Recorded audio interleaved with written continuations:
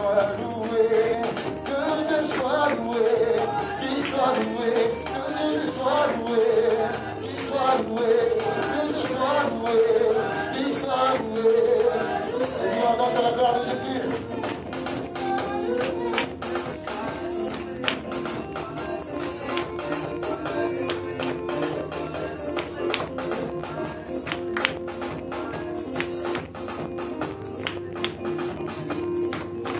Ensemble louons le Seigneur, il est vivant. Ensemble louons le Seigneur, il est vivant. Ensemble.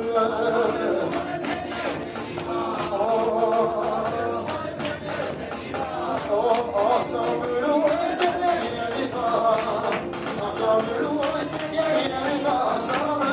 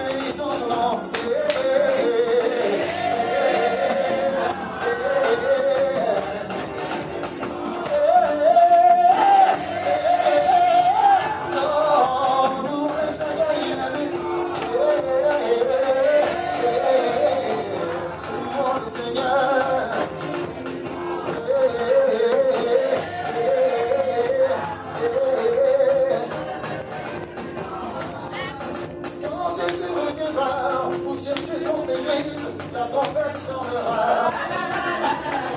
Quand Jésus reviendra, vous cherchez vol, la trompette sonnera. Oh la la la la, oh la la la la la, oh la la la la la,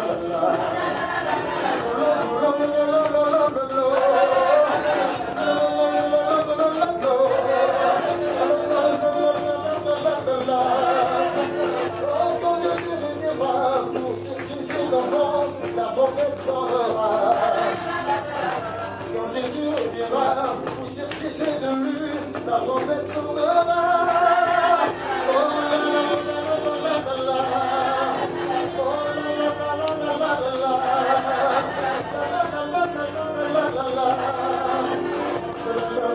la la la, et puis on danse à la gloire de Jésus.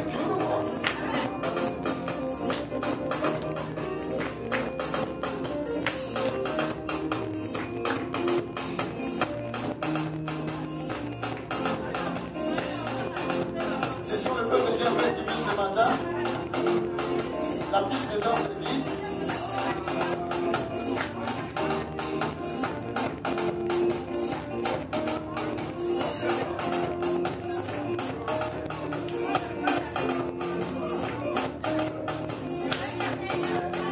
Aïe aïe aïe, ça m'en va haut, Jésus est puissant.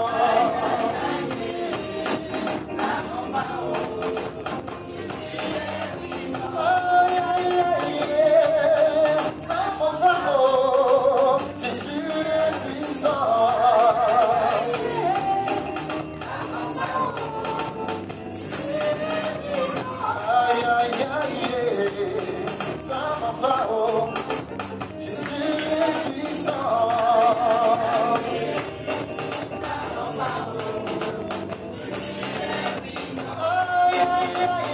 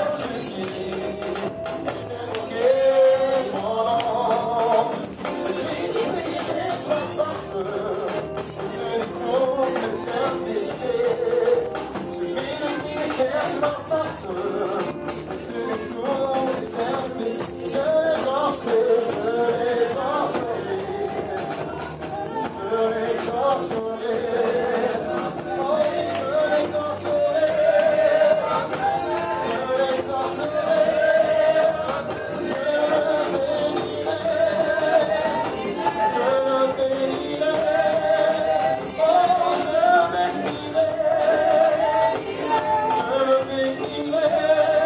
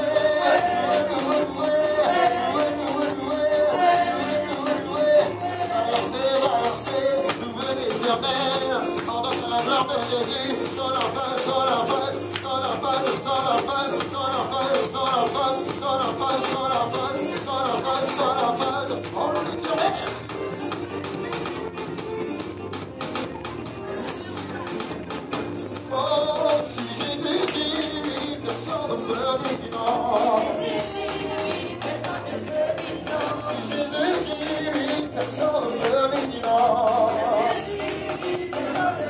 Si la fille a son élévation, personne ne peut l'évident. Si la fille a son mariage, personne ne peut l'évident. Si la fille a ta prospérité, personne ne peut l'évident. Personne ne fait, personne ne fait, personne ne dit non, le chercher le peu dit non, c'est pas le dit non, personne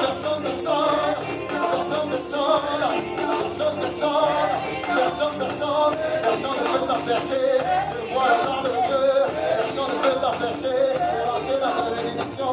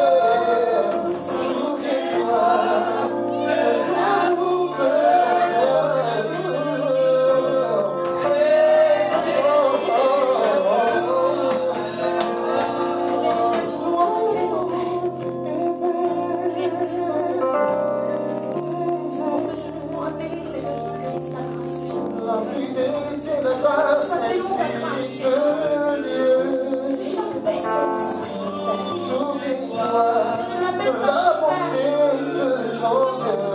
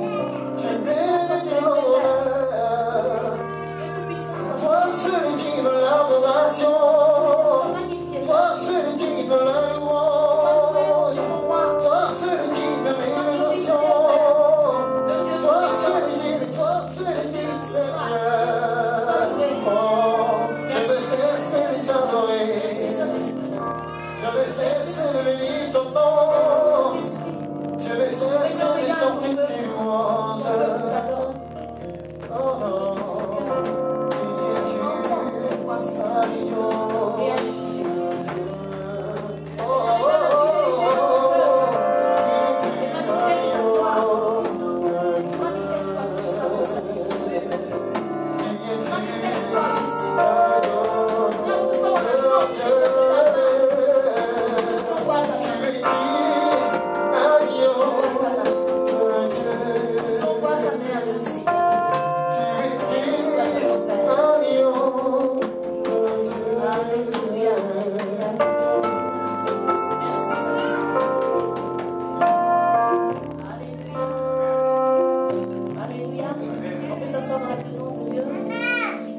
Gloire à Jésus. Que le nom du Seigneur soit béni.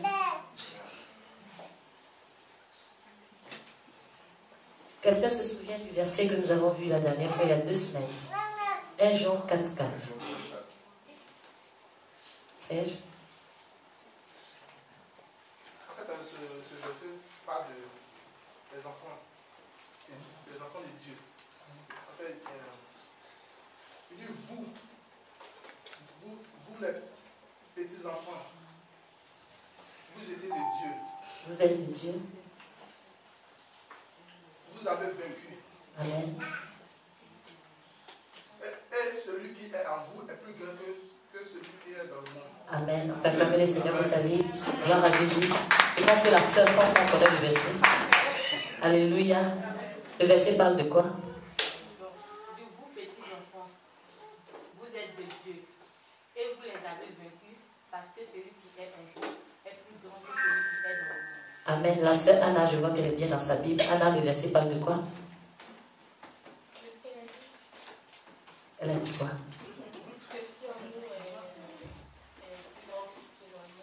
Amen. Le frère Saleh.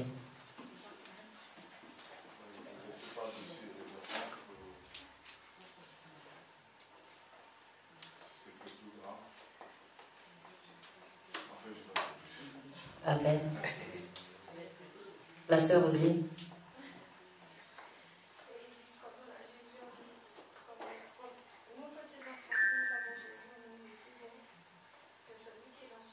Amen. Que le nom du Seigneur soit béni. Alléluia. Vous notez le verset de la semaine prochaine. C'est 1 Corinthiens 6, verset 12. 1 Corinthiens 6, verset 12. Alléluia. 1 Corinthiens chapitre 6, verset 12. 1 Corinthiens 6, verset 12. Et nous prenons nos Bibles dans le livre de 1 Samuel 16, verset 1 à 13. Nous prenons nos Bibles. Le verset à retenir, c'est 1 Corinthiens 6, verset 12. Et nous prenons nos Bibles dans le livre de 1 Samuel, le message du jour. 1 Samuel, chapitre 16, verset 1 à 13. 1 Samuel.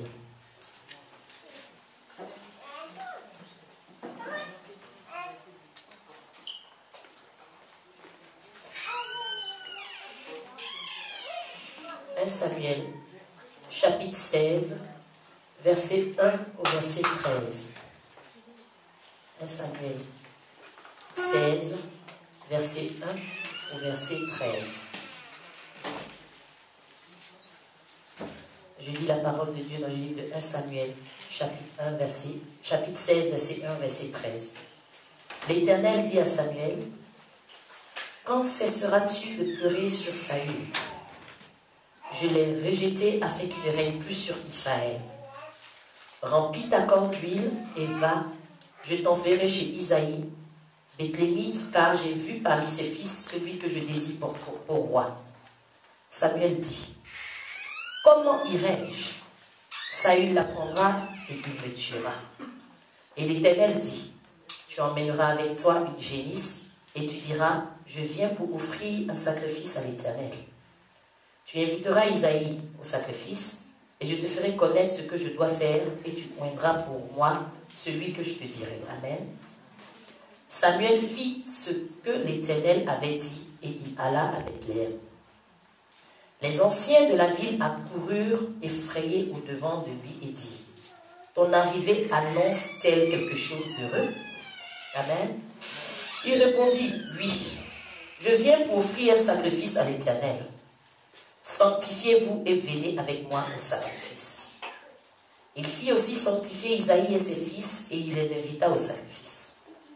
Lorsqu'ils entrèrent, il se dit en voyant Eliab, « Certainement, loin de l'Éternel est ici devant lui. » Et l'Éternel dit à Samuel, « Ne prends point garde à son apparence et à la hauteur de sa taille, car je l'ai rejeté. » L'Éternel ne considère pas ce que l'homme considère. L'homme regarde à ce qui frappe les yeux, mais l'Éternel regarde mon cœur. Amen. Isaïe appela Abinadab et le fit passer devant Samuel. Et Samuel dit, « L'Éternel n'a pas non plus choisi celui-ci. Isaïe fit passer Shama. Et Samuel dit, l'Éternel n'a pas non plus choisi celui-ci. Isaïe fit passer ses 7 fils devant Samuel. Et Samuel dit à Isaïe, l'Éternel n'a choisi aucun d'eux. Puis Samuel dit à Isaïe, sont ceux-là tous tes fils? Et il répondit, il reste encore le plus jeune. Mais il fait paître les brebis. Alors Samuel dit à Isaïe, envoie le chercher, car nous ne nous placerons point qu'il ne soit venu ici. Isaïe l'envoya chercher. Or, il était blond, avec les beaux yeux et une belle figure. L'Éternel dit, Samuel, lève-toi, oins-le, car c'est lui. Samuel prit la corne d'huile et l'oignit au milieu de ses frères. L'Esprit de l'Éternel saisit David à partir de ce jour et dans la suite. Samuel se leva et s'en alla à Rama. Amen. Samuel se leva et s'en alla à Rama. Le thème du message, c'est « Mais qui est l'homme ?» Alléluia. Mais qui est l'homme? C'est une question que je me pose et c'est une question que tu dois poser. Demande à ton voisin à côté de toi, mais qui est l'homme? On dit toujours l'homme, mais qui est l'homme? Alléluia. Parce que même celui qui dort avec toi, tu ne le connais pas. Alléluia. Répète encore, mais qui est l'homme? Il y a tellement de mystères autour de l'homme qu'on a envie de se poser la question de savoir, mais qui est l'homme en réalité? Alléluia. Est-ce qu'un homme, comme toi et moi, peut savoir qui est l'homme réellement? Est-ce que tu penses qu'on peut savoir qui est l'homme réellement? Si on peut le savoir, bon nombre d'entre nous se sont plusieurs fois trompés sur la personne de quelqu'un. Amen. Qu'est-ce qui fait qu'on n'arrive pas à savoir qui est en face de nous? Qu'est-ce qui fait qu'on n'arrive pas à déceler la personne que nous avons à côté de nous? Et on finit par être trahi, on finit par être surpris, désagréablement surpris souvent. Quand on pense qu'on connaît cette personne, c'est à ce moment-là qu'on ne la connaît pas. Alléluia. Mais qui est l'homme? La Bible nous dit que lorsque Jésus était à Jérusalem à la fête de Pâques, plusieurs personnes ont cru en son nom parce qu'ils avaient vu des miracles. Alléluia. Mais Jésus ne se fiait point à ces personnes-là. Alléluia. Car il les connaissait. Et il dit qu'il n'a pas besoin qu'on lui rende témoignage d'aucun homme. Car il savait lui-même ce qui était dans l'homme. Alléluia. Pas qu'il savait qui était l'homme, mais il savait ce qui était dans l'homme. Donc je comprends qu'aujourd'hui, si on ne sait pas qui est l'homme, c'est parce qu'on ne sait pas ce qui est à l'intérieur de lui. Alléluia. Il y a des personnes qui te suivent parce qu'elles ont faim. Lorsqu'elles mangent, elles prennent leur chemin.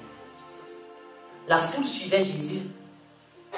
Lorsqu'il nourrissait la foule et qu'il disait renvoyer la foule, la plupart partaient parce qu'elles avaient eu ce qu'elles voulaient. Alléluia. Certainement tu t'es trouvé dans ce cas-là où des gens t'ont suivi, des personnes ont été à côté de toi, te montrant même qu'elles étaient sincères. Et lorsqu'elles ont été rassasiées, elles sont parties. Alléluia. La Bible dit que Jésus n'avait ni beauté ni éclat pour attirer les regards.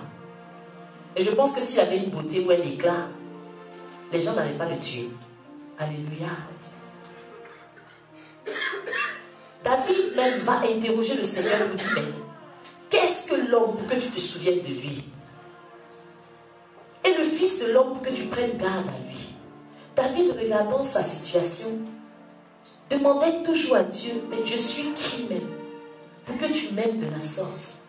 Qui suis-je pour que tu prennes soin de ma maison? Qui suis-je pour que tu me donnes ce genre de promesses? Alléluia. Il y a un chant qui dit, je ne sais ce qui t'a plu en moi, Seigneur, pour que tu donnes ta vie à la croix pour moi. Par moment, tu regardes ta situation, tu te dis, mais qu'est-ce qui plaît à Dieu? Alléluia. On se demande quels sont les critères du Seigneur. Mais qui est l'homme?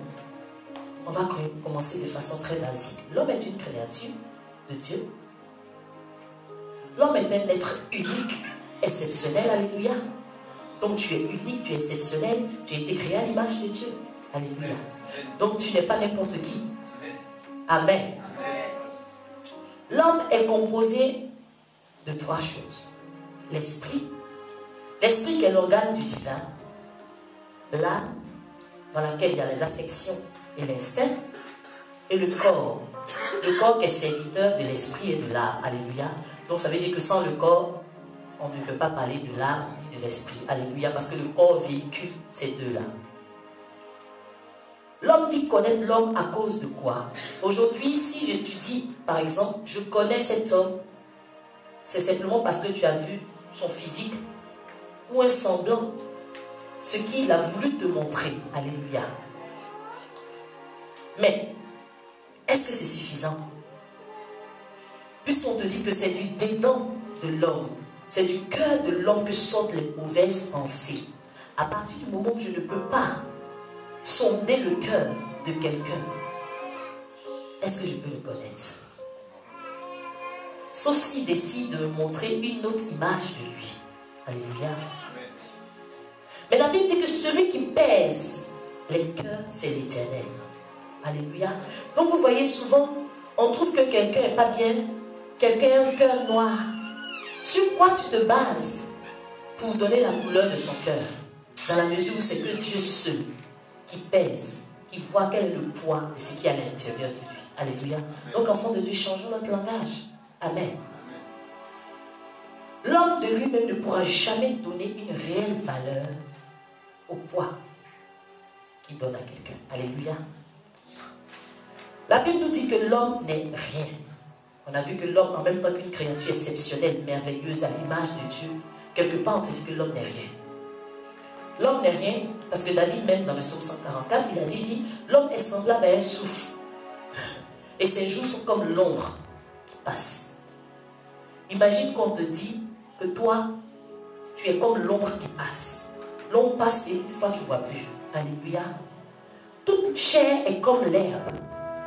Et l'herbe sèche, la fleur tombe. On n'en parle plus. Alléluia. On te dit que l'homme n'est rien. Je me suis toujours demandé, qu'est-ce qui impressionnait le Seigneur en David? C'est une question que nous nous posons tout le temps. Amen. David a tué quelqu'un, il a pris sa femme. Il s'est repenti, c'est vrai. Mais le langage de Dieu n'a jamais changé. Le Seigneur a toujours dit que David était un homme selon son cœur. Alléluia. On regarde les agissements de David. Si c'est un homme selon son cœur, ça veut dire que les sentiments, ce qui est à l'intérieur du cœur de David, tu peux trouver ça à l'intérieur du cœur de Dieu. Mais qu'est-ce qui fait qu'il se commettait ce genre d'acte? Alléluia. On voit que la balance du Seigneur n'est pas la nôtre. Dieu a une façon très bizarre de faire les choses. Ce que toi tu peux considérer comme mauvais, pas bien du tout, Dieu dit ça, ça me convient. Sur quoi il se base? Le cœur de l'homme, comme on dit dans la parole de Dieu, est méchant. Le Seigneur, en regardant les hommes qu'il avait créés au temps de Noé, vu la méchanceté de leur cœur, il a détruit la terre. Et il a dit, après, il s'est repenti. Et il a dit qu'il n'allait plus jamais regarder l'homme pour détruire la terre, parce que le cœur de l'homme est mauvais depuis sa jeunesse. Amen. Ça veut dire, tu peux voir un enfant comme ça, on dit oui, il est innocent. Et le Seigneur te dit, son cœur est mauvais déjà. Amen. Vous savez, un homme qui est dans la Bible qui s'appelait Nabal. Nabal, même ça signifie mauvais déjà. Et c'était un homme très riche. Il avait des biens. Mais sa femme était une femme de bon sens qui s'appelait Abigail. Vous pouvez voir ça dans 2 Samuel chapitre 25, son histoire est très intéressante. Un jour, David arrive avec ses serviteurs et il apprend qu'il y a un homme vraiment très riche. Il lui demande de donner de quoi, ce qu'il a sous la main pour nourrir ses serviteurs. Nabal a refusé catégoriquement. Pourtant, il avait tout. Amen. Donc, vous voyez qu'il y a des personnes qui sont très méchantes. Alléluia. Je veux dire que l'homme a la pensée négative. Alléluia. C'est comme un réflexe. Alléluia. Pourquoi ne pas choisir de penser positif? Mais c'est un réflexe de penser négatif avant de penser positif. C'est un réflexe que l'homme a. Regardez, lorsque Samuel est arrivé à Bethléem pour aller poindre David, lorsque les anciens ont vu déjà qu'un sacrificateur entrait dans la ville, ils ont été effrayés. On ne leur a même pas dit ce qu'il est venu chercher. Mais ils étaient déjà effrayés. Et ils sont arrivés devant lui pour lui dire, on espère que tu es venu pour nous annoncer un événement heureux. Quelqu'un qui te pose une question comme ça, c'est que dans son esprit, c'est un événement malheureux que tu viens lui dire. Alléluia. C'est comme si quelqu'un vient chez toi, tu dis, ah, j'espère qu'il n'y a rien de grave. Pourquoi est-ce que tu penses qu'il puisse avoir quelque chose de grave automatiquement? Alléluia. Donc on voit que c'est automatique en l'homme.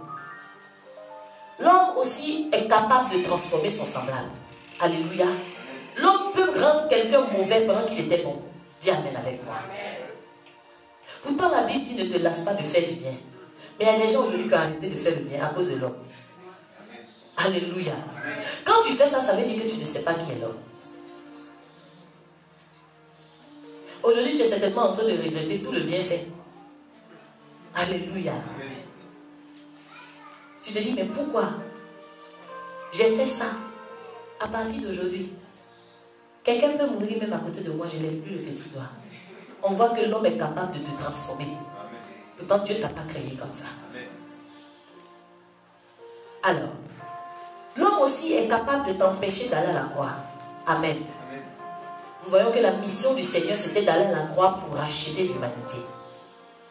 Mais l'homme, dans la personne de Pierre, voulait empêcher le Seigneur, Jésus. Lorsque Jésus a expliqué ce qui allait lui arriver, c'est-à-dire sa mort, Pierre lui a dit, cela ne va pas t'arriver. Pourtant, il fallait que ça arrive.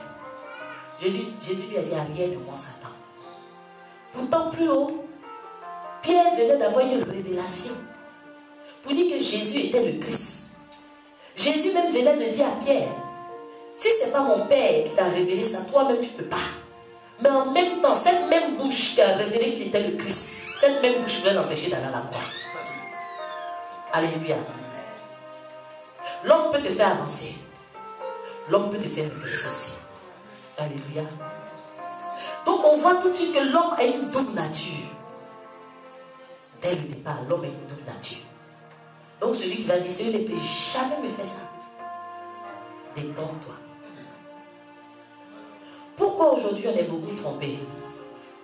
Simplement à cause de l'apparence. Alléluia. Et on a vu que lorsque Samuel est rentré à Bethléem, le Seigneur lui a tout de suite dit, quand tu vas arriver là-bas, je te dirai ce qu'il faut faire. Amen. Mais lorsqu'il est rentré et qu'il a vu Eliab, automatiquement il dit certainement. Amen. Il n'y avait même plus besoin de consulter Dieu pour demander est-ce que c'est lui. Mais l'homme était tellement parfait. L'homme était tellement comme il fallait. Il s'est dit, de toute façon, on n'a même pas besoin d'interroger Dieu.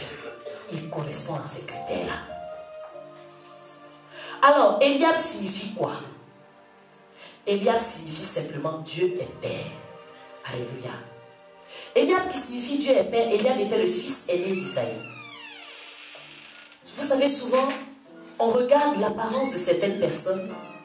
Il y a des gens qui ont cette apparence de père. Automatiquement, tu te sens comme en protection à côté de ces personnes-là. Tu te sens tout de suite rassuré. Il y a des gens que tu rencontres et automatiquement leur présence te rassure. Amen. En même temps, tu baisses la garde. Amen. Il y a des personnes que tu regardes tout de suite et pour toi, c'est le modèle idéal.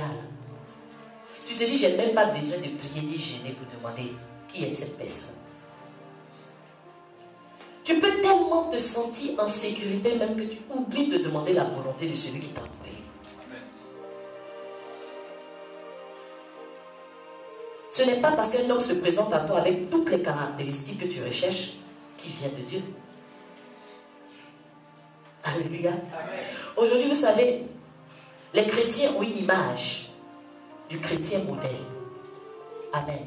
Ce qui fait que lorsqu'ils arrivent quelque part, peut-être dans une assemblée, qu'il y a un chrétien qui ne fait pas comme l'image qu'ils ont déjà dans leur esprit, cette personne ne vient pas de Dieu.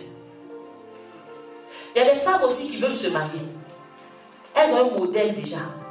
1m80, des muscles. Alors lorsqu'ils se présentent à elles,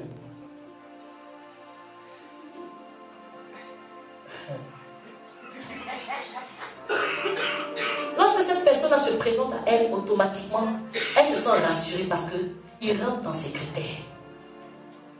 Là, on n'interroge pas le Seigneur. Parce qu'on a donné soi-disant des signes à Dieu. Seigneur, si c'est ta volonté, il faut qu'il ait 1m80. Pendant que tu parlais, tu as oublié que Satan en fait. Il met 1m80 à côté de toi et il met dessus. Généralement, ce qui s'offre à nous, c'est ce qu'on aime. Amen.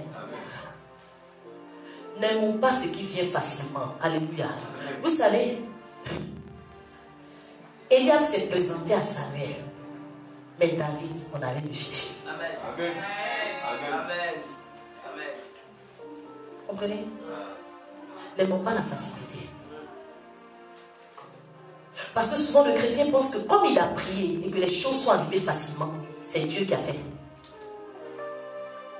David était le choix de Dieu. 7 personnes sont passées avant lui.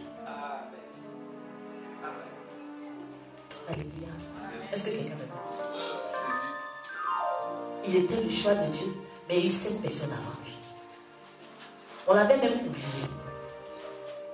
On allait le chercher où il était. Alors, quand tu vois qu'avec Eliab, ça ne marche pas, il y a quelque chose qu'on appelle Abinadab. Ça signifie le père de la générosité, la liberté. Alléluia. La Bible dit que les présents adoucissent les cœurs des rois. Alors, quelqu'un vient aujourd'hui. Il est tellement généreux qu'il vient de Dieu. Alléluia. Les soeurs aujourd'hui, le critère, il faut qu'il ait beaucoup d'argent. S'il s'occupe de moi, tout va bien. Alléluia. On aime les gens, tape à l'œil. Il vient, il gagne une belle voiture ici. Il y a quelqu'un qui gagne un vélo, tu montes dans la voiture. Amen. Mais Proverbe 28, verset 6 dit: mieux vaut le pauvre qui marche dans son intégrité que celui qui a des voies tortueuses et qui est riche. Amen. Mieux vaut prendre un pauvre à côté de toi qui est intègre que de chercher un riche qui va avoir tous les vices. Après, tu seras en souffrance. Souvent, lorsque tu regardes, tu trouves un refuge dans la générosité de quelqu'un, tu feras des erreurs de jugement.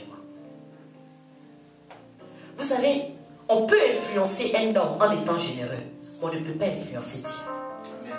Parce que vous voyez là, cette veuve qui était dans le temple, la Bible déclare que les pharisiens sont venus, les riches sont venus, ils mettaient leur argent, ils mettaient de grosses sommes.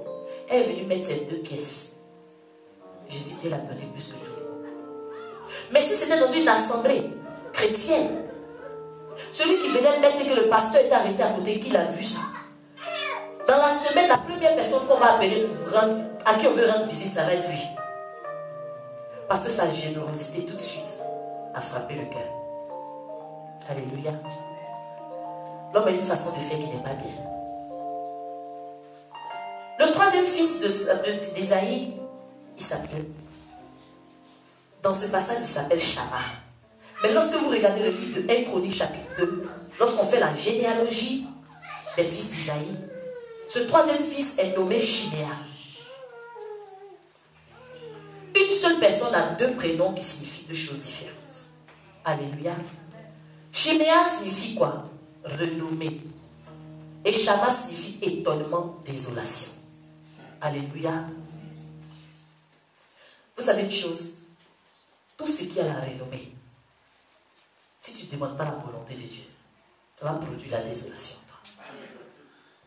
Alléluia. Tout ce qui a de la renommée produit l'étonnement. Ça te surprend après. Aujourd'hui, on dit telle personne fait de gros miracles. La renommée. Le chrétien qui n'a pas de discernement, il court, mais il finit avec la désolation.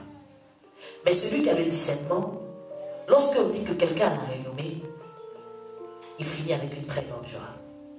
Alléluia. Pourquoi je dis ça? Vous savez, lorsqu'on a arrêté Jésus et qu'il a été mis au tombeau, la Bible dit que on a mis des gardes pour surveiller le sépulcre. Et on traitait Jésus d'imposteur. Il dit qu'il faut qu'on surveille un peu son tombeau parce que ces gens vont venir le soulever, ils vont dire qu'il a été ressuscité. Mais lorsque, malgré des personnes qui surveillaient le tombeau, le 3e jour, le tombeau était vide. Ceux qui ne croyaient pas en la renommée de Jésus, ils se sont trouvés dans la désolation. Mais les femmes qui avaient suivi Jésus, le 3e jour, lorsqu'elles sont parties de bonheur et qu'elles ont trouvé que le tombeau était vide, la renommée de celui qu'elles avaient suivi avait créé une grande joie en elles. Alléluia. La Bible dit que David, il signifie aimer, chéri. Amen. C'est la signification de son prénom. Voilà que le chéri vient en dernière position. Alléluia. Tout le monde est passé. On peut dire que le chéri a pris le reste. Généralement, quand tu es l'aimé du Seigneur, ta part vient en dernière position. Alléluia. C'est difficile à accepter. Quand tu es le chéri de Dieu, il garde les dernières portions pour toi. Donc ne sois pas pressé quand tu es convaincu de ta marche avec Dieu. Alléluia. Voilà qu'on demande, lorsqu'on a demandé de rappeler David, on envoie le chéri de Dieu. Et le Seigneur dit à Samuel, lève-toi, oins-le, parce que c'est lui. Alléluia. Dis avec mon Seigneur, remplis-moi parce que c'est moi. Seigneur, remplis-moi parce que c'est moi. Alléluia. Seigneur, remplis-moi parce que c'est moi. Seigneur, remplis-moi parce que c'est moi. Alléluia. Amen. Quelqu'un prend avec moi un Chronique Corinthiens 2, versets 12 à 15. 1 Corinthiens.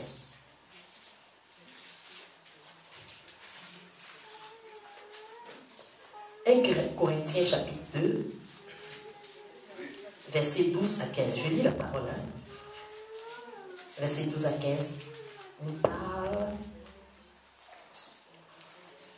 Or, nous n'avons pas reçu l'esprit du monde. Amen. Amen.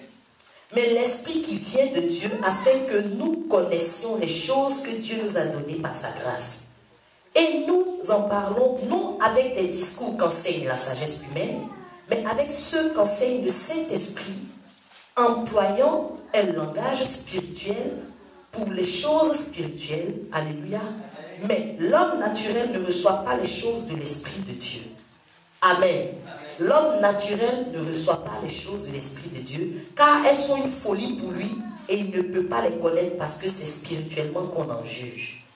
L'homme spirituel, au contraire, juge de tout et il n'est même jugé par personne. Alléluia. Car qui a connu la pensée du Seigneur pour détruire? Or, nous avons la pensée du Christ. Alléluia. La Bible nous parle de l'homme animal et de l'homme spirituel. Amen. Alors, pourquoi est-ce que je vous ai fait ce passage? J'ai dit, mais Seigneur, David signifie chéri. Il signifie aimer. Est-ce que c'était nécessaire de le pointer? Alléluia. Et le Seigneur me dit, oui, c'était nécessaire de le pointer. Et je dis, pourquoi? Il dit, parce qu'on a tiré, là où il était avec les brebis. Il était avec les bêtes. Et malgré sa beauté, malgré qu'il était le chéri de Dieu, il avait le langage des bêtes. Alléluia. Quelqu'un qui vit tout le temps là-bas avec les bêtes, comment ils font pour se comprendre? Alléluia. Ça veut dire quelque part, il parlait le même langage.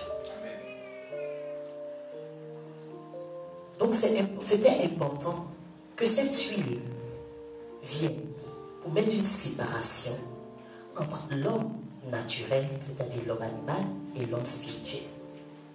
Amen. Vous allez voir que cette première consécration, ce n'était pas pour que David aille s'asseoir sur le trône à la place de Saül. Alléluia. Donc lorsqu'on dit qu'il faut être consacré avant de commencer une œuvre, c'est qu'on ne comprend pas ce que dit l'évangile. Mais lorsque Saül est mort, la Bible déclare que les habitants de Juda sont venus chercher David. Ils l'ont oint et ils l'ont établi roi. Il a été oint 3 fois. Pourquoi ils sont venus le oint et l'établir? Parce que lorsque le Seigneur avait mis la séparation et qu'il était retourné, il avait fait ses preuves. Au vu de ce qu'il avait fait, ils ont attesté maintenant, on l'a établi.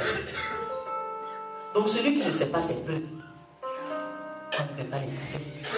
Alléluia.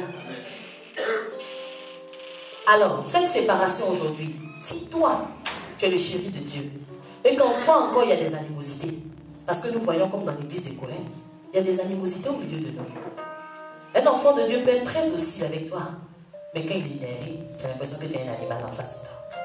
Vous voyez une femme qui est un peu en colère, elle devient comme une tigresse. Alléluia. Mais donne-lui un cadeau et mets-la dans un lit. Elle sera douce. Ça veut dire quelque part, c'est pas normal qu'on retrouve cette toute nature en nous. Il y a un problème. Mais qui est l'homme? Aujourd'hui, comment faire? Puisque nous sommes convaincus que nous sommes les chéris de Dieu, comment faire pour qu'il y ait cette séparation, pour que le langage animal se détache totalement de nous? Cette séparation se fait que par la parole de Dieu. Alléluia. Pourquoi? Nous savons que l'huile, ça représentait la présence du Saint-Esprit. Dieu est esprit, les paroles vivantes.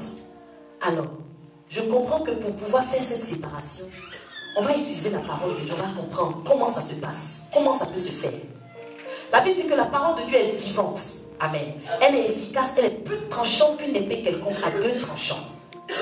Elle pénètre jusqu'à partager âme et esprit. Ça m'emmène tout de suite à comprendre qu'avant que la parole de Dieu ne pénètre en nous, l'âme est mêlée à l'esprit, n'est-ce pas? Sinon, quel sens? Comment est-ce qu'on peut expliquer la parole de Dieu vient partager? Alléluia. Donc on voyait aussi que Pierre, à qui on a dit arrière de moi Satan, un coup, il pouvait parler par l'esprit. Une fois, sa chair pouvait parler. Alléluia. Elle vient aussi pour séparer jointure et moelle. Elle juge aussi les sentiments et les pensées du cœur. Alléluia. Donc il y a une séparation qui se fait à ce moment-là. Je veux parler aussi d'une chose. Vous savez, une personne qui n'est pas assise dans la parole de Dieu, elle peut prophétiser. Tu vas voir que c'est la vérité. Mais en même temps, elle peut donner une prophétie de mort sur ta vie. Et c'est faux. Les chrétiens qui aiment les prophéties et les révélations, si quelqu'un n'a pas eu d'assise dans la parole de Dieu, si tout ce qu'on vous dit n'est pas basé sur la parole, prenez ces prophéties et les pincettes. On ne dit pas appel à tout. Parce qu'il y a des gens qui ne lisent pas la Bible. Mais ils disent qu'ils ont un don en eux. Vas-y voir d'où le don il sort. Et Marabout peut te dire ce qui va t'arriver demain. Et ça ne vient pas de Dieu. Alléluia. C'est pour cette raison. Celui qui veut vraiment exercer son ministère prophétique correctement, il doit prendre vraiment son de la parole de Dieu. Il va voir qu'il sera efficace. Sinon, il va quand même en faire des balles. Alléluia. Alors, nous avons vu comment la parole de Dieu vient faire ces séparations. Mais c'est important d'expliquer quand même un peu, pour qu'on puisse comprendre. C'est vrai qu'on lit toujours la parole de Dieu. Viens, Seigneur, envoie ta parole. Qu'elle mette la séparation à l'esprit de ma vie. Moi, les jeunes, ça signifie quoi tout ça? Alléluia. On va voir d'abord le côté où il faut qu'on sépare l'âme de l'esprit. Alléluia. Vous savez, lorsque Jésus partait à Gethsémani avec ses disciples, la Bible dit qu'il a commencé à éprouver une grande tristesse et une angoisse. Et il a dit que mon âme est triste jusqu'à la mort. Alléluia. Donc par moments, il y a des situations que tu peux vivre qui te mettent dans une tristesse que tu ne peux même pas imaginer. Ton âme est tellement attristée. Bien aimé, si ton âme est attristée au point de te tuer même comme ça, c'est qu'il y a un problème. Parce qu'il y a des personnes qui sont tellement attristées qu'elles ne peuvent même pas se relever. Qu'elles sont prêtes même à tout abandonner. Vous savez, quand on faisait la définition de qui est l'homme, sachez que l'homme est un être qui est limité. Vous voyez, face à une situation qui te met très mal, qui te met dans la tristesse, tu sens vraiment que tu es limité. Alléluia. Et à ce moment-là, lorsque l'âme du Seigneur Jésus est attristée, il a senti qu'il fallait faire appel au Père. Alléluia. Son âme était tellement attristée qu'il a fallu qu'il fasse appel au Père en disant, s'il est possible d'éloigner cette coupe de moi, ça veut dire quoi? Lui-même, il ne pouvait pas éloigner cette coupe parce qu'il était limité à ce moment-là, en tant que Dieu le Fils. Alléluia. Alors il fait appel à Dieu le Père. Et il dit cependant, non pas ma volonté, mais ta volonté. Tant qu'il y a pas une séparation entre l'âme et l'esprit, bien aimé, quand tu vas être dans des situations difficiles, tu vas avoir du mal à accepter la volonté de Dieu. Alléluia. C'est vrai, on sait, toutes choses concourent bien de ceux qui aiment Dieu, qui sont appelés selon son dessein. Tout ce que tu fais est bon. Mais lorsque tu es dans la situation, tu regardes la situation, tu dis c'est pas bon. Tu n'es pas prête à accepter. À ce moment-là, celui qui a une assise dans la parole, lorsque des situations comme ça se présentent, l'Esprit de Dieu qui est en lui par la parole prend le dessus. Parce qu'ils ne sont pas mêlés. Je ne sais pas si vous me comprenez. Vous voyez pourquoi est-ce que c'est important de lire la parole de Dieu, de méditer. Ce n'est pas lire la Bible comme un roman, mais de méditer pour que cette parole soit en train de nous pénétrer, de faire un travail en nous. On ne va jamais arrêter de vous dire chrétien. Arrêtez de courir après ça et là. Cherchez l'essentiel. C'est la parole de Dieu. On n'a pas dit ici, voilà ce qui partage. C'est peut-être une prière qui met un partage. C'est peut-être un jeûne spécial qui fait que tu es libre. C'est la parole de Dieu. Alléluia. C'est pourquoi au temps de la parole, on va insister sur la parole de Dieu. Et vous allez voir progressivement que ces séparations-là vont se faire. Vous n'allez plus manifester les mêmes caractères. Amen. Maintenant, qu'est-ce que ça signifie? Elle vient mettre une séparation entre jointure et moelle. Quelqu'un a déjà lu ce passage? Vous n'avez jamais lu ce passage? Frère Marie, tu l'as déjà lu? Tu n'as jamais lu ce passage? La parole de Dieu est une étape de tranchant. Vous n'avez jamais lu? C'est dans Hébreux chapitre 4, verset 12. Hébreux chapitre 4, verset 12. Alors, lorsque tu l'as déjà lu à plusieurs reprises, mais comment tu l'as compris?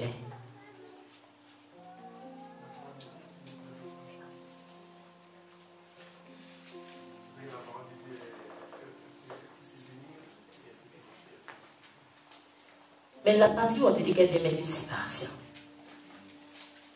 Vous voyez que souvent il y a des versets que nous lisons.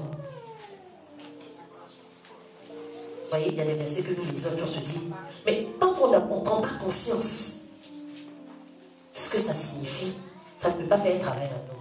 Parce que celui qui lit la parole de Dieu sans savoir quelle importance est-ce qu'elle a, il va la lire comme ça.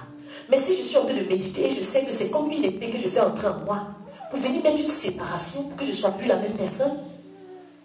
Mais je vais augmenter la dose. Je vais aiguiser cette épée-là pour qu'elle soit plus tranchante afin de séparer plus rapidement. Alléluia. Vous voyez que dans un simple passage, on peut comprendre beaucoup de choses. Donc pour moi, si je lis un verset aujourd'hui, je me dis que le verset il est entré. Plus j'en lis, plus je médite et je suis ancré dans la parole de Dieu, je me dis que l'épée est en train de s'enfoncer. Alléluia. Alors, elle met une séparation entre jointure et moelle. Moelle d'abord, c'est quoi?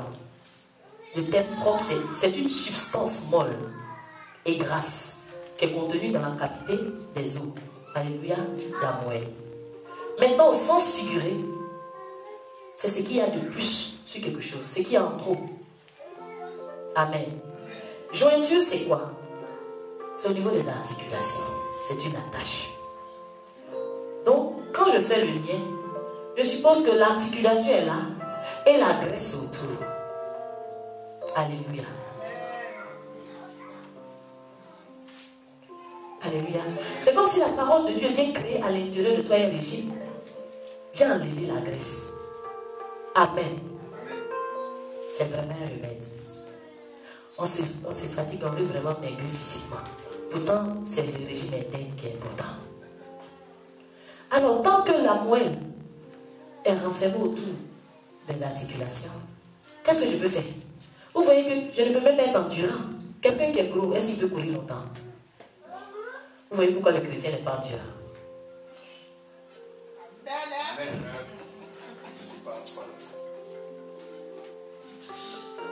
Alléluia.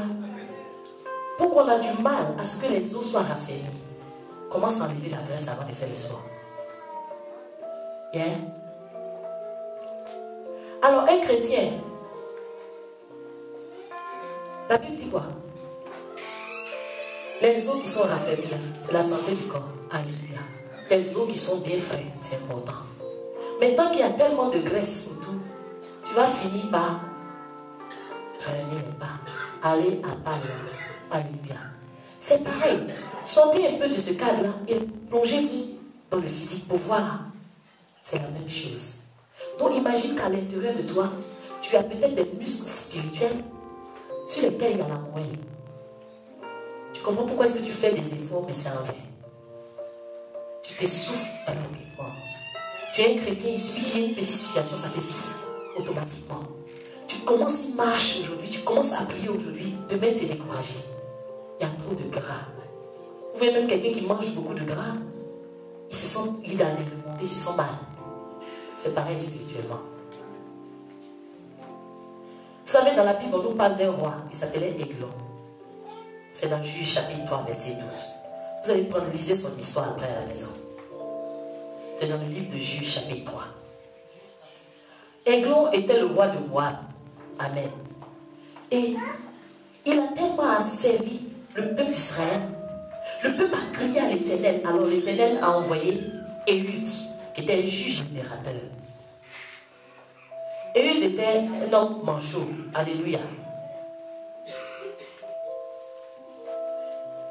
Et Éhud, il paraît que Églon était tellement gras.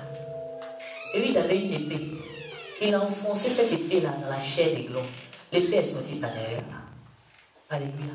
Parce qu'il fallait qu'il enlève le gras. Donc regardez l'image de la parole de Dieu qui vient enfoncer dans le gras pour dégonfler un peu. Alléluia.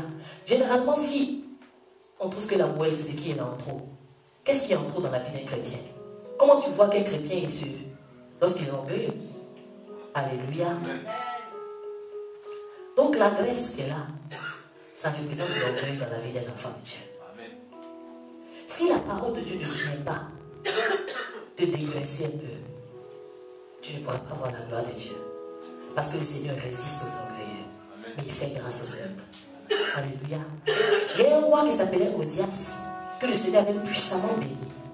Lorsqu'il a vu ses richesses s'accroître, il est rentré dans le tabernacle. Il voulait aller faire le sacrifice à la place des sacrificateurs. Il voulait aller maintenant offrir lui-même des parfums. Le sacrificateur lui a dit, c'est pas ta place. C'est vrai, tu es béni, tu es riche.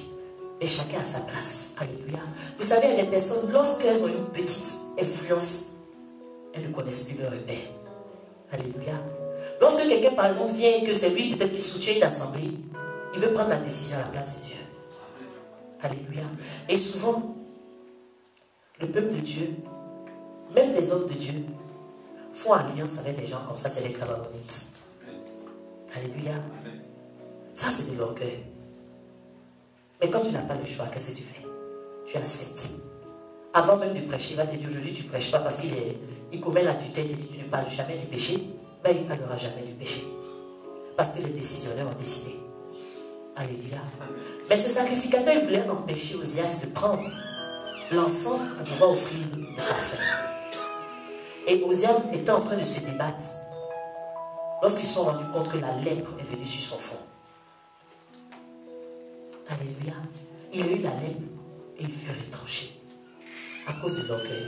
Vous savez, tu peux servir Dieu, mais ce serait dommage que tu laisses vraiment ce gras-là t'empêcher de voir la gloire de Dieu. Pourtant, il y a tous les remèdes pour y remédier. Alléluia. Et lorsqu'elle vient maintenant pour séparer les sentiments et les pensées, alléluia, souvent on fait une nuance. Mais moi aussi, ça m'a délivré. Amen. Un sentiment, c'est quoi? C'est un état affectif. Amen. Dû à des émotions. Si une fille voit un homme aujourd'hui, si elle l'aime, elle-même, elle ne peut pas arrêter de l'aimer. Parce qu'elle ne contrôle pas. Alléluia. C'est l'exemple qui marche le plus au temps passé.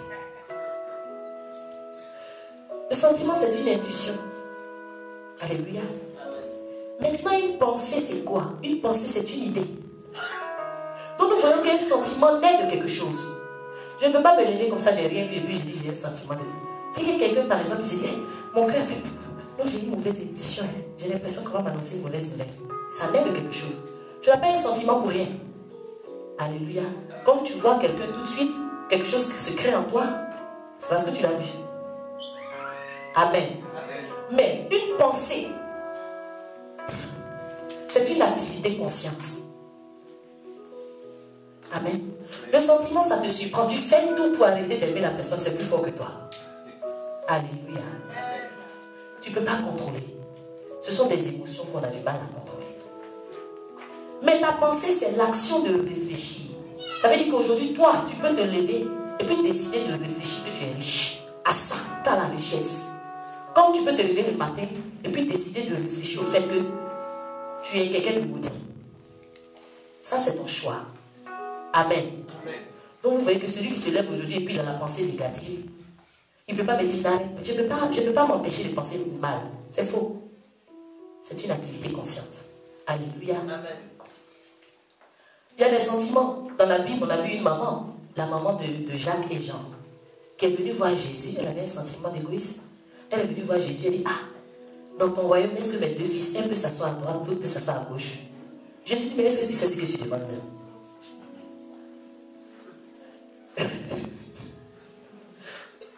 Elle est venue à ses fils, elle dit, on veut s'asseoir. Mon fils, Jacques, il s'assoit là. Jean s'assoit à côté de toi. Les 10 autres, ils font quoi? Donc les 10 autres étaient fâchés.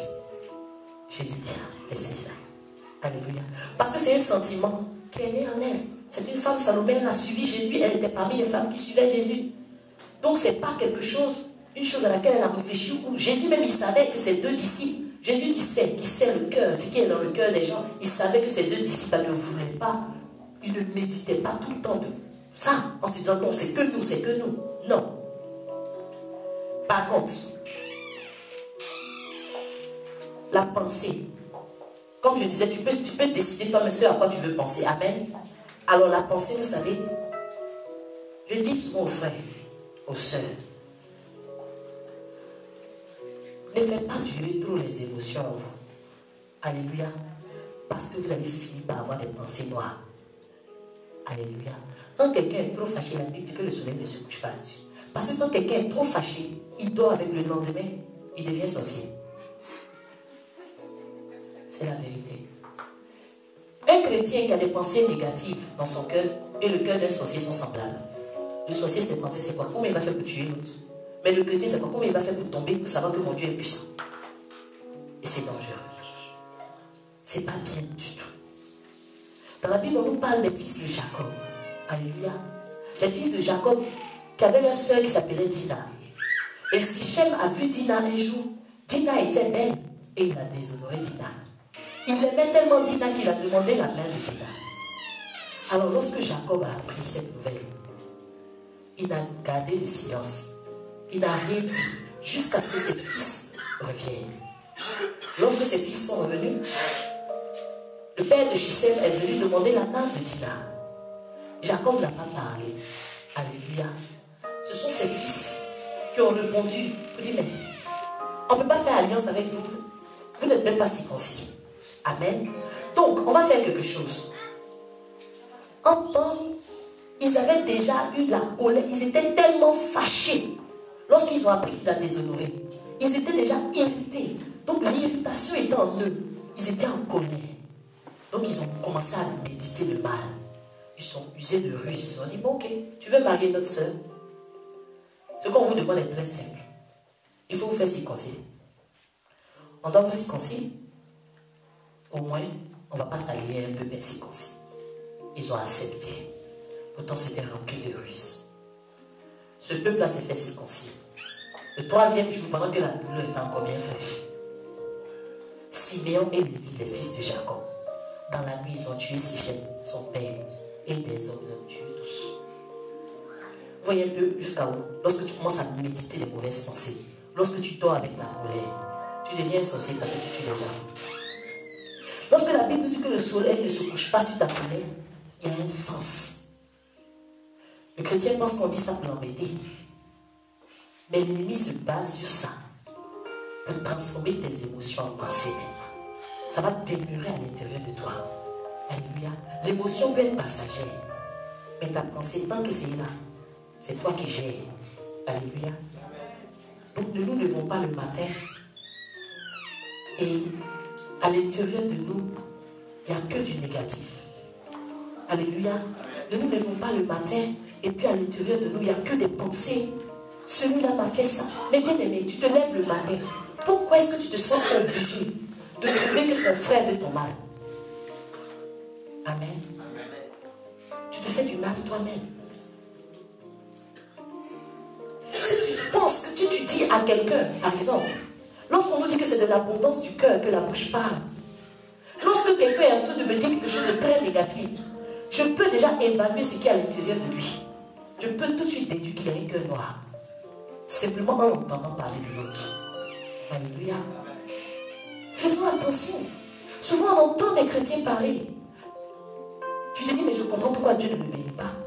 Parce que son cœur ne ressemble même pas au cœur de Dieu. Alléluia. Même si tu es généreux, même si tu payes ta dîme dans la maison du Seigneur, mais ce qui est à l'intérieur de toi, c'est ce que le Seigneur regarde. Quel est l'état de ton cœur? L'homme qui est beau, il tire des bonnes choses du trésor de son cœur. Le méchant, il tire des mauvaises choses de son trésor de cœur. Alléluia. Donc aujourd'hui, lorsque tu regardes ta vie, c'est que tu récoltes. Mais c'est seulement ce qui est à l'intérieur de toi. Tu récoltes que des problèmes. Mais ton cœur est rempli de problèmes à l'égard des autres. Aujourd'hui, quelqu'un qui vit bien, tu vas voir que c'est une personne à l'intérieur d'elle. Elle est très claire. Le chrétien se plaint aujourd'hui. Pourquoi est-ce que les païens prospèrent? Lui là, il est païen comme ça, mais Dieu le bénit. Ce n'est pas parce qu'il ne vient pas s'asseoir dans une assemblée. Mais ouvre son cœur, tu verras ce qu'il y a à l'intérieur.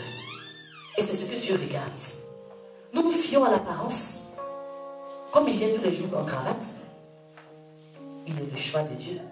Il est un homme selon le cœur de Dieu. Alléluia. David faisait des bêtises, mais il était un homme selon le cœur de Dieu. Pourquoi? Pourquoi David était un homme selon le cœur de Dieu? David, dans ses dernières paroles avant de mourir, il a dit quelque chose de très pertinent. Il a dit, l'Esprit de l'Éternel parle par moi. Amen. Et sa parole est sur ma langue. David dit, l'Esprit de l'Éternel parle par moi et sa parole est sur ma langue. Est-ce que la parole de Dieu peut être sur la langue de quelqu'un si cette personne n'a pas le cœur rempli de l'amour de Dieu? Et c'est ce que le Seigneur regardait. Lorsque vous lisez les psaumes de David, tu te dis, mais dis-donc, comment il arrivait à toucher le cœur de Dieu? Parce que ce qu'il écrivait à Dieu sortait de son cœur. David avait un amour particulier. Dans le cœur de David, il ne se trouvait pas de la folie. Sinon, le Seigneur n'aurait jamais dit, c'est un homme selon mon cœur. Il n'allait jamais le dire. Aujourd'hui, lorsque toi-même tu analyses ton cœur, est-ce que le Seigneur peut dire de toi, j'ai trouvé telle personne, fille de celui-là, qui est une fille ou qui est un homme selon mon cœur, et qui accomplira toutes mes volontés? Est-ce que le Seigneur peut dire cela de toi? Faisons attention parce que ça risque d'être une insulte si aujourd'hui on dit je suis l'homme selon le cœur de Dieu et qu'à l'intérieur de toi il y a des rapides. Ça signifie que le cœur de Dieu est comme ça. Est-ce que nous pouvons dire librement que nous sommes des personnes selon le cœur de Dieu? Est-ce que nous sommes capables même de le dire? Est-ce que nous sommes capables de le dire? Qui est assis ici, qui n'a pas un truc dans son cœur? Alléluia. Quelqu'un t'a fait mal et tous les jours tu ne vas jamais pardonner ça. On pardonne et on n'oublie pas. Ça me fait trop mal. Bien-aimé, tu veux te faire du mal. Parce que quels que soient les actes que tu peux poser, tout ça c'est l'apparence. Mais Dieu, en voulant te bénir, il regarde à l'intérieur de ton cœur. C'est pour ça qu'il dit, avant d'aller vers mon hôtel, regarde ton prochain, pardonne, réconcilie-toi avant de venir. Sinon ton offrande sera vaine. C'est pas normal que la rancune soit à l'intérieur de nous. Que nous passons notre temps à méditer le mal. C'est pas normal. Que nous passons notre temps à avoir des pensées négatives concernant certaines personnes. Ce n'est pas normal. Quelqu'un a marché comme ça et il a marché comme ça parce qu'il voulait marcher sur mon pied. On va où? Pourquoi on n'est pas béni aujourd'hui?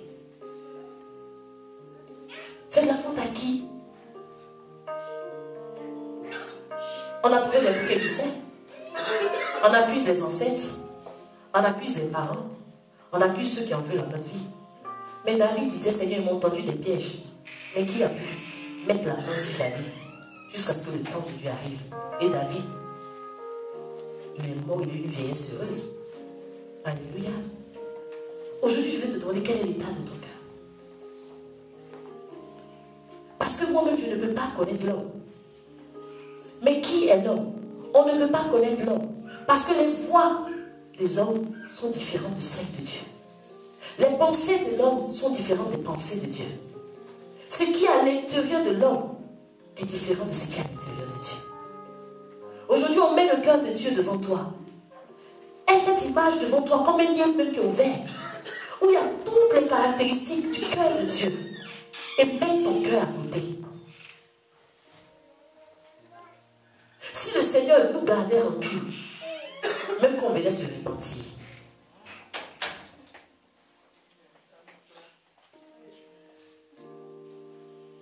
si le Seigneur passait tout le temps à dire, mais celle-là ne doit pas prospérer, où tu allais être aujourd'hui?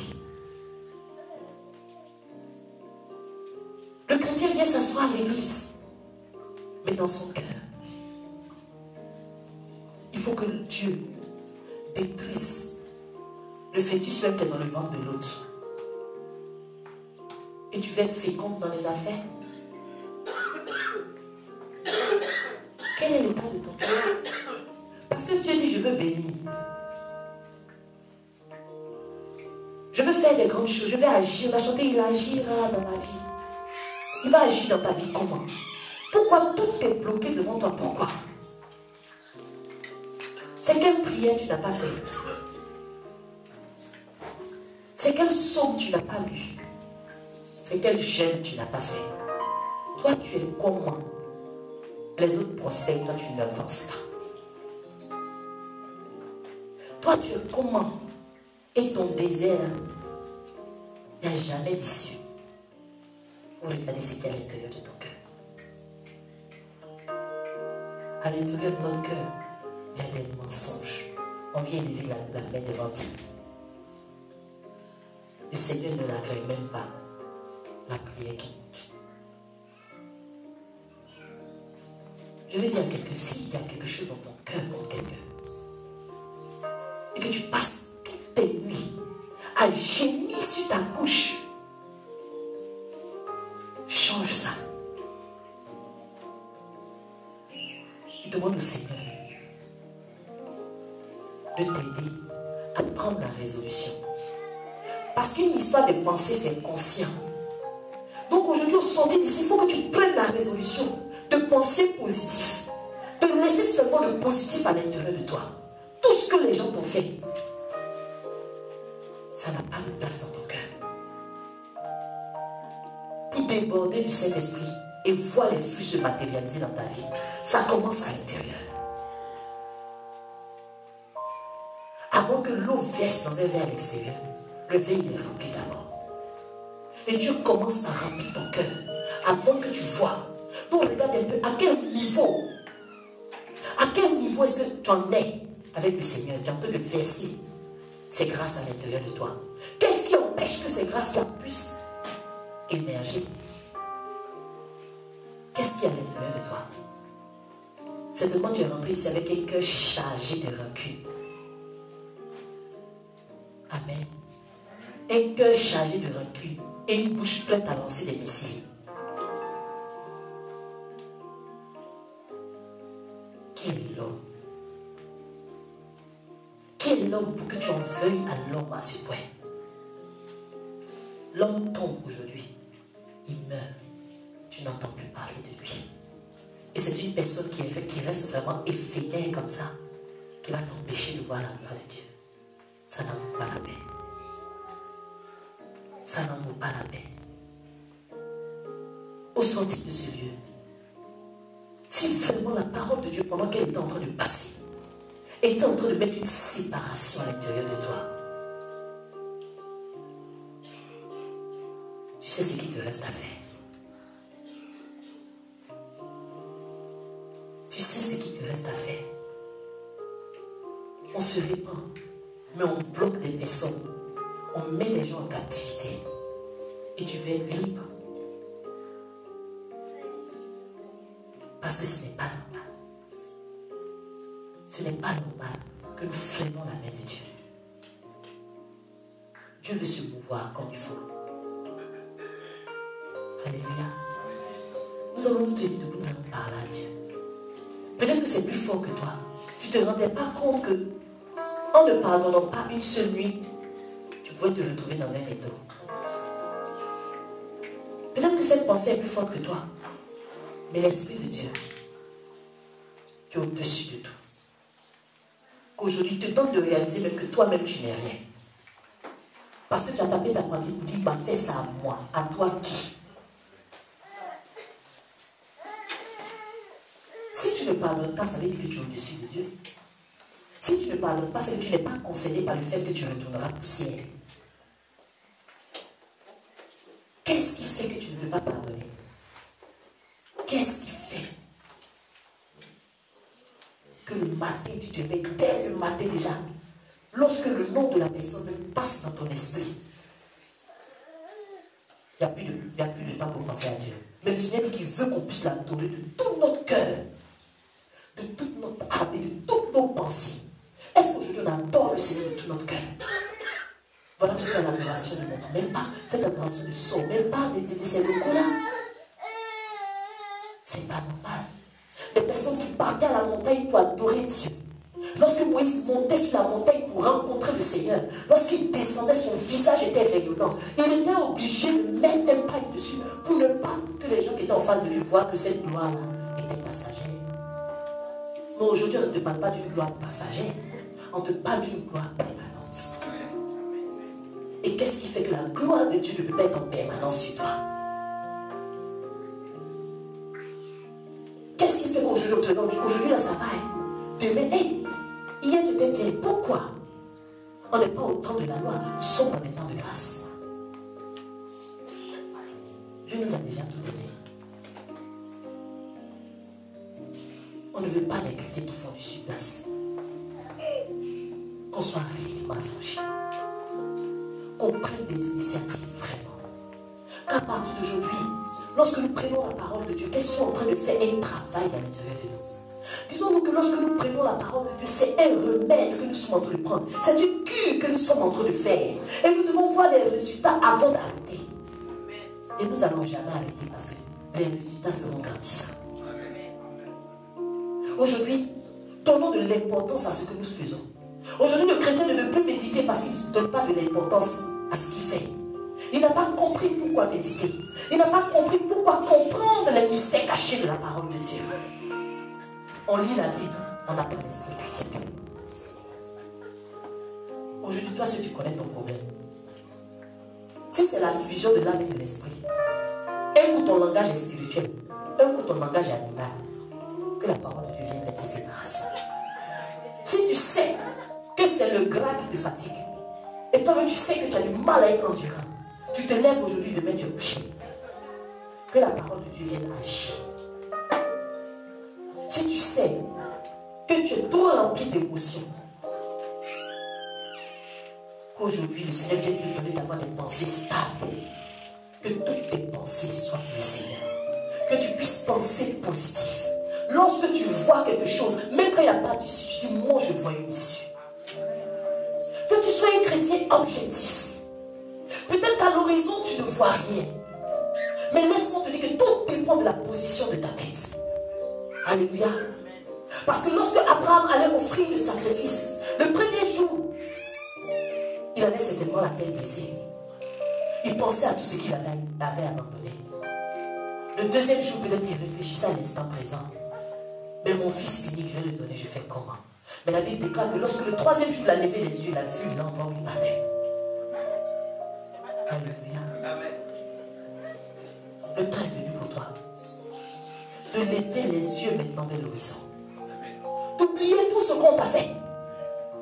Parce que lorsque tu décideras de lever les yeux, tu verras que les horizons ne sont pas fermés pour toi.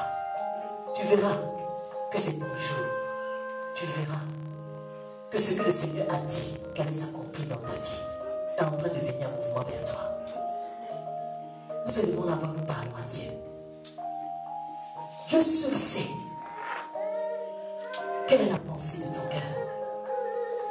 Dieu seul sait pourquoi il t'a attiré dans ce lieu.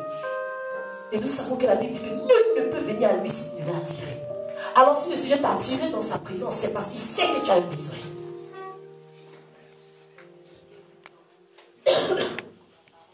Tu as peut-être voulu faire de tes propres forces, mais aujourd'hui le Seigneur te donne un remède. Il te dit voilà, tu vas chez toi avec cette épée en main. Partout où tu passeras, que cette épée-là soit entre tes mains. Nous bénissons ton nom, Seigneur.